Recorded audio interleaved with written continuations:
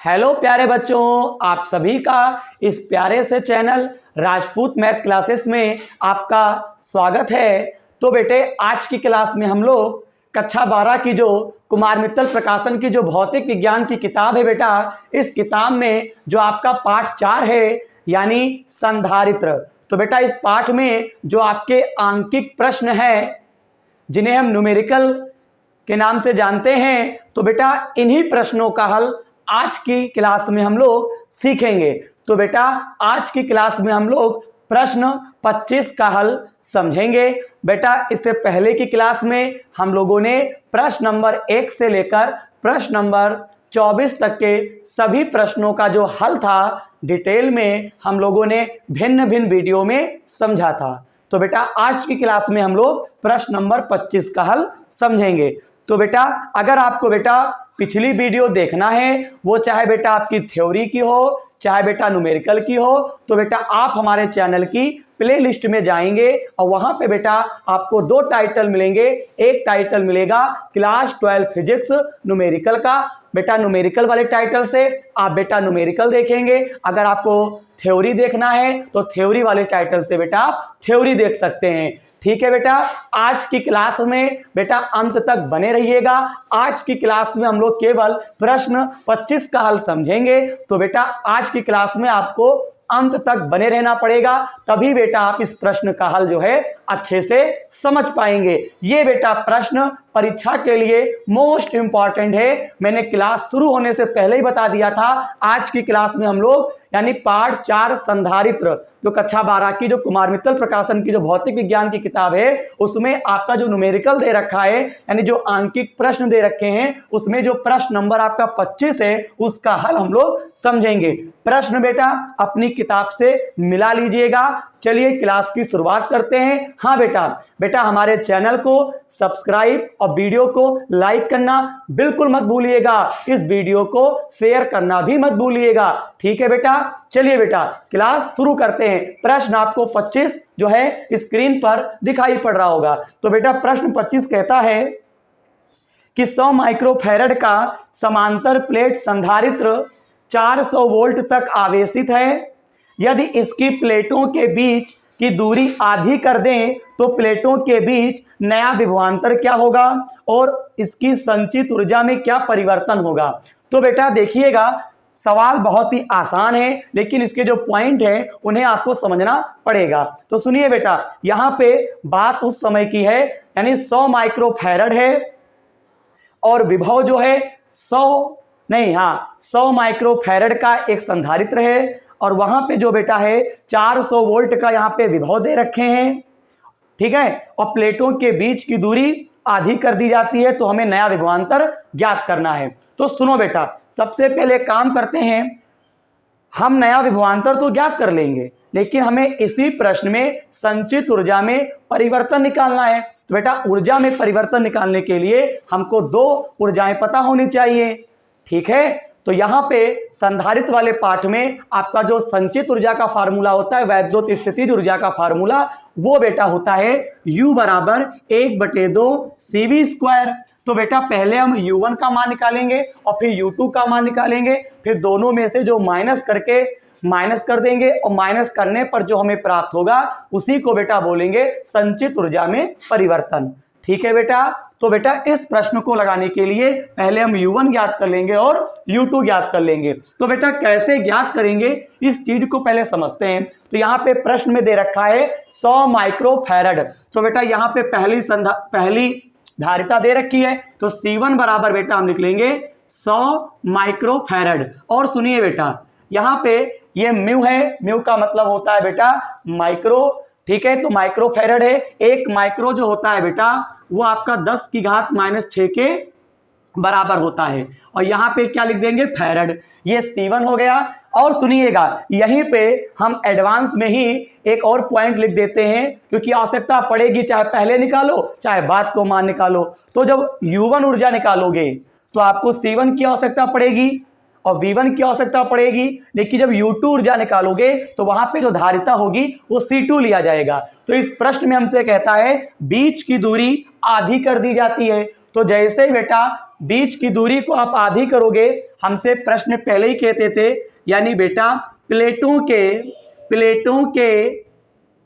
के बीच की दूरी आधी करने पर, तो एक काम करते हैं, पहले हम विभवांतर लिख देते हैं। जब बेटा बीच की दूरी आधी नहीं की गई थी तो उस समय का जो विभवांतर था वो यहाँ पे बेटा 400 वोल्ट दे रखे थे। तो हम पहले यहाँ पे पहली ऊर्जा निकाल लें। तो यहाँ पे बेटा क्या करोगे, U1 बराबर फार्मूला होता है 1/2 और बेटा C1 और यहाँ पे V1 स्क्वायर। अब सुनिए बेटा, यहाँ पे हम U1 1/2, इस C1 के स्थान पे बेटा हम लोग क्या लिख देंगे, यहाँ पे 100 और यहाँ पे गुणे में 10 की घात -6, और यहाँ पे बेटा V1 है, V1 के स्थान पे आपको लिखना है 400 और यहाँ पे क्या लिखना है 400, 2 बार लिख देंगे। ये 2 0 2 0 2 0 कितने हो गए 6 0, ये 10 की घात 6 प्लस का बनेगा और माइनस से कैंसिल हो गया। यहाँ पे 2 1 कम 2, 2 चक्कू, हाँ 2 1 कम 2, सॉरी 2 1 कम 2, 2 दूनी 4 होगा, 4 दूनी 8, यानी बेटा यहाँ पे जो पहली ऊर्जा होगी वो आपकी 8 आ जाएगी। और यहाँ पे ऊर्जा का मात्रक बेटे होता है जूल। तो यहाँ पे हमें U1 का मान पता चल चुका है, 8 जूल आया हुआ है।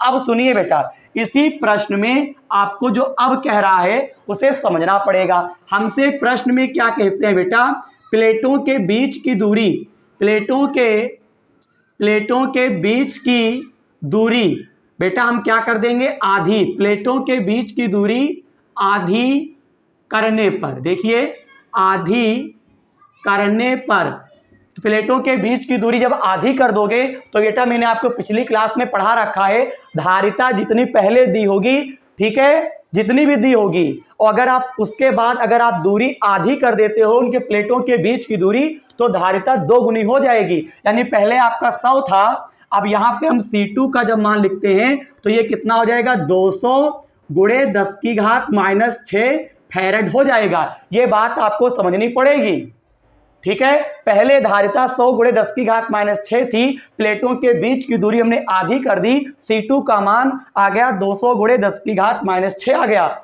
यानी पहली जितनी धारिता होगी उसका आप 2 गुना करेंगे तो 200 गुणे 10 की घात -6 हो जाएगा। तभी हमें प्लेटों के बीच का जो हमें नया विभवांतर बेटा क्या करना है, ज्ञात करना है। धारिता तो नहीं आ गई है, अब हमें नया विभवांतर ज्ञात करना होगा। अब बेटा नया विभवांतर ज्ञात करने के लिए आपको क्या करना पड़ेगा, कहो तो हम डायरेक्ट आपको बता दें। चलिए डायरेक्ट हम आपको बता देते हैं। याद रखिएगा, अगर प्लेटों के बीच की दूरी अगर आधी कर दोगे, धारिता 2 गुनी हो जाएगी और जो विभवांतर होगा वो आधा हो जाएगा। यानी पहले विभवांतर 400 है, प्लेटों के बीच की दूरी आधी करोगे तो विभवांतर यहां पे हम डायरेक्ट लिख देते हैं, V2 का मान आपका 200 हो जाएगा। सिंपल सी बात है। और पहले धारिता 100 गुणे 10 की घात -6 थी, प्लेटों के बीच की दूरी आधी करोगे, धारिता 2 गुनी हो जाएगी, 200 गुणे 10 की घात -6 हो गया। अब यहां पे बेटा हम U2 बराबर निकालेंगे, U2 बराबर 1/2 C2 V2 स्क्वायर लगा देंगे फार्मूला। मेरे प्यारे बच्चों 1/2 C2 के स्थान पे बेटा आप क्या लिखोगे, मेरे बच्चे ध्यान दो, 200 गुणे 10 की घात -6 और V2 के स्थान पे बेटा 200 गुणे 200। यहाँ पे 2 0, ये 2 0 2 0 कैंसिल हो गया, 2 2 4 6 और 6 से पूरा फिनिश, 2 1 कम 2 2 1 कम कैंसिल, यहाँ पे 2 दूनी 4, यानी U2 का मान आपका आ गया 4 जूल। बताइए इतनी बात आपको समझ में आती है कि नहीं आती है। अब सुनिए, हमें संचित ऊर्जा हम निकाल चुके हैं अलग अलग। पहली संचित ऊर्जा आई है 8 जूल, बाद को आया है 4 जूल। अब हमें संचित ऊर्जा में परिवर्तन निकालना है, यानी कि पहले जितनी ऊर्जा आई है और बाद को जितनी ऊर्जा आई है, कितना इन दोनों में परिवर्तन हुआ है। तो बेटा इस परिवर्तन को निकालने के लिए यहां पे बेटा आपको निकालना पड़ेगा डेल्टा U। चलिए डेल्टा U बराबर ज्यादा वाले में से बच्चे कम वाला आपको माइनस करना है, U1 माइनस U2। तो 8 में से 4 को बेटे माइनस करोगे तो बेटे कितना बचेगा, 4 जूल। यही आपका आंसर हो जाएगा।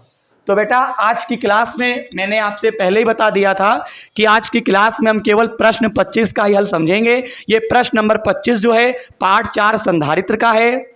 बेटा इसी पाठ में जो आगे के न्यूमेरिकल हैं यानी प्रश्न नंबर 26 से जो हल होगा उससे हम आपको अगली वीडियो में समझाएंगे। अंत में जाते जाते एक बार फिर कहेंगे, वीडियो में कुछ भी अच्छा लगा हो तो बेटा आप हमारे चैनल को सब्सक्राइब और वीडियो को लाइक करना बिल्कुल ना भूलें। और बेटा इस वर्ष कक्षा 12 की भौतिक विज्ञान का संपूर्ण हल, वो चाहे न्यूमेरिकल हो चाहे थ्योरी हो, कंप्लीट आपको हल करवाया जाएगा हमारे चैनल के माध्यम से। तो इस वीडियो को अपने दोस्तों में शेयर करना बिल्कुल ना भूलें।